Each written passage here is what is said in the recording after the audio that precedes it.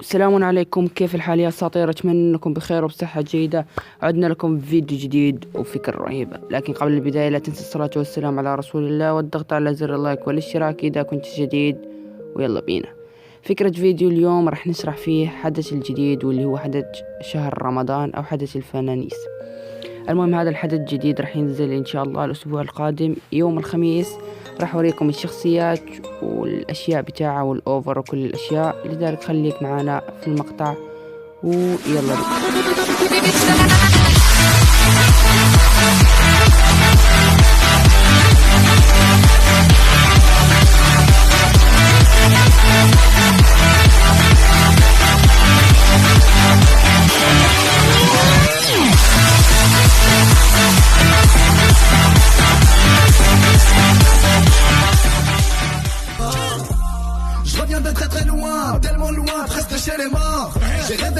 اوكي يا شباب، حدث رمضان هو افضل حدث عند المسلمين بالضبط، لانه بيكون في شهر رمضان وبيكون الاوضاع جميلة. وفي الحدث الماضي كان نزل عدد شخصيات، يعني لاعبين اسطوريين مثل ياسين بونو ولاعبين اخرين. اوكي الان راح اظهر لكم اللاعبين رايح ينزلوا، واول لاعب واللي هو افضل لاعب هو رياض محرز باوفر يصل الى 109. اوكي، وباقي اللاعبين معانا سيس ونيني باكو مستراتي، وهذا ما اعرف اسم هذا اللاعب. 108 لاعب الان، لاعب الميلان.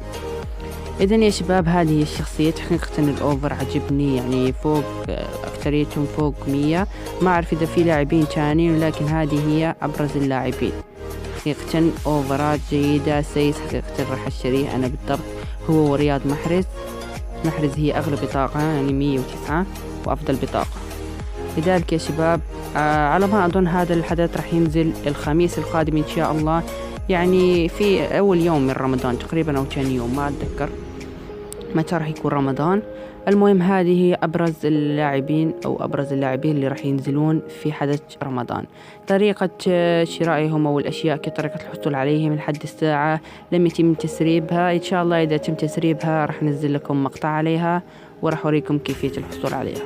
اوكي يا شباب، كان هذا هو مقطع فيديو اليوم. شكرا لكم على حسن المتابعة، واتمنى اي شخص جديد يشوف المقطع يدعمنا بزر اللايك والاشتراك. ويلا بيس، مع السلامة، الى فيديو قادم ان شاء الله.